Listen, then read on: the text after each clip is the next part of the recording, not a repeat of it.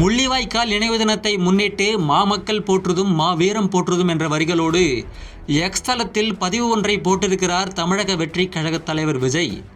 ஏற்கனவே மாவட்டந்தோறும் மெழுகுவர்த்தி ஏந்தி நினைவஞ்சலி நடத்த வேண்டும் என்று மாவட்ட நிர்வாகிகளுக்கு அறிவுறுத்திய நிலையில் விஜயும் நினைவஞ்சலியும் வீரவணக்கமும் என்று பதிவிட்டிருக்கிறார்.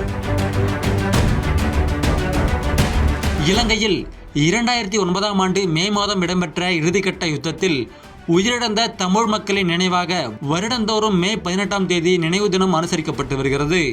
இலங்கையின் முல்லைத்தீவு மாவட்டத்தின் முள்ளிவாய்க்காலில் நினைவேந்தல் அனுசரிக்கப்படும் நிலையில் தமிழீழ உணர்வாளர்கள் மற்றும் தமிழ் தேசிய சிந்தனையாளர்கள் உள்ளிட்டோர் நினைவு தினத்தை அனுசரித்து வருகின்றனர். இலங்கையில் 3 தசாப்த காலமாக நிலவிய போர் மௌனிக்கப்பட்டு இன்றுடன் 16 ஆண்டுகள் நிறைவடைந்துள்ள நிலையில் பல தரப்பிலும் இருந்து அஞ்சலி செலுத்தப்பட்டு வருகிறது. இன்று முள்ளிவாய்க்கால் நினைவு தினம் அனுசரிக்கப்படும் நிலையில் மாவட்டந்தோறும் தாவேகா சார்பில் மெழுகுவர்த்தி ஏந்தி அஞ்சலி செலுத்தப்படுகிறது. இது தொடர்பாக நிர்வாகிகளுக்கு இன்று காலையே அறிவுறுத்தல் வழங்கப்பட்டது. இந்த நிலையில்தான் இது தொடர்பாக எக்ஸ் தளத்தில் பதிவிட்டிருக்கும் தாவேகா தலைவர் விஜய், உலகெங்கும் வசிக்கும் நம் தொப்புள் கொடி உறவுகளுக்கு நம்பிக்கை ஊட்டும் நல்லுறவுகளாக நாம் இருப்போம் என்று முள்ளிவாய்க்கால் நினைவு தினமான இன்று உறுதியேற்போம். மண்ணில் விதைக்கப்பட்ட நம் உறவுகளுக்கும் உலகிற் சிறந்த உயர்தனி வீரத்திற்கும் நினைவஞ்சலியும் வீரவணக்கமும் மாமக்கள் போற்றுதும் மாவீரம் போற்றுதும் என்று குறிப்பிட்டுள்ளார்.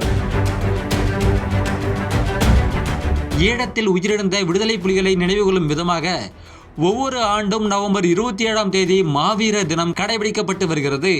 இந்த நிலையில் கடந்த ஆண்டு நவம்பர் 27ஆம் தேதி மாவீரர் தினத்தை முன்னிட்டு மாவீரம் போற்றுதும் மாவீரம் போற்றுதும் என்று எக்ஸ் தளத்தில் பதிவிட்டிருந்தார் விஜய். கட்சி தொடங்குவதற்கு முன்னதாகவே 2008ஆம் ஆண்டில் இலங்கையில் நடந்த இனப்படுகொலையை கண்டித்து உண்ணாவிரத போராட்டம் நடத்தியிருந்தார் விஜய்.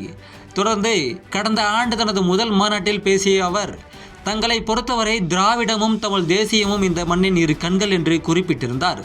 தொடர்ந்து கடந்த ஜனவரியில் நடந்த தாவேகா பொதுக்குழு கூட்டத்திலும் இலங்கை தமிழர் பிரச்சினைக்கு பொது வாக்கெடுப்பு நடத்த வேண்டும் என்று தனி தீர்மானம் நிறைவேற்றியது குறிப்பிடத்தக்கது.